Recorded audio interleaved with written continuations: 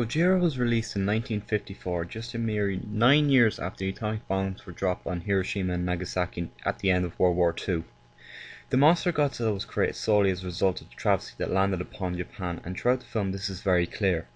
The whole mood and atmosphere of the original film is very gritty, rough, and very dark, with many shots of people dying in the hospital due to radiation poisoning, and the effects of the monstrous attack by the creature are very reminiscent of what happened after the atomic bomb.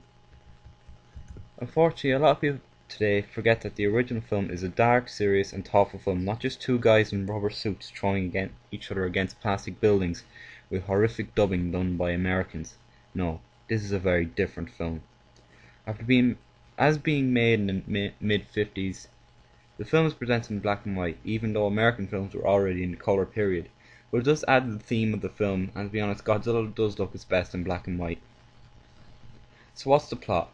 After a Japanese carrier ship started to mysteriously disappear, another frequent occurrence during World War II, Japan is sent into panic as a suspected terrorist attack is predicted, and meanwhile reports of survivors are heard of them washing up on Odo Island, in which they describe an enormous creature with fire breath. The natives of this island seem to worship this creature and call it Gojira, or Godzilla.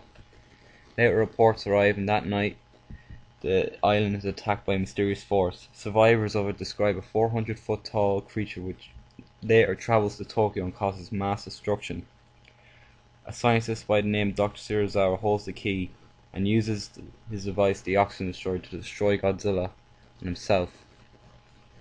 What sets this film apart from the others is mainly the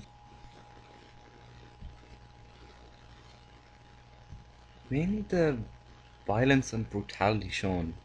Godzilla just doesn't attack a simple street or fight in the mountains. He destroys nearly all of Tokyo, and with it nearly all of its population. A lot of people know of the famous scene where the mother and her two children are murdered by the monster, saying that they'll see their father soon. Really dark stuff. The effects of the film are a real spectacle to see. Godzilla looks his best here and looks his biggest, being really shown as an unstoppable force of destruction.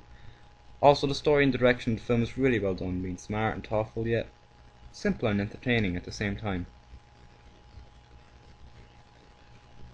Now, I admit there are a few flaws. Some strings are visible here and there, and the scene where the planes attack Godzilla, they miss every shot. Seriously guys, I don't think he's that hard to miss. Finally, I'll briefly touch on the 1956 release, Godzilla King of the Monsters. It's good. Yeah, it's good. Definitely doesn't hold up as well as the original, as in times it does feel a bit cliche and campy. Raymond Burr does do a good job as the narrator and carrier of the story, even though he doesn't do much and adds little to the plot.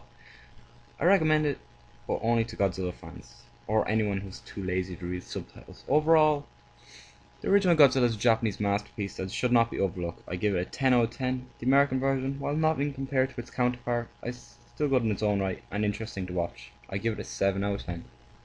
Thank you very much for watching this review, and hope you see more Godzilla reviews coming in the future. Bye.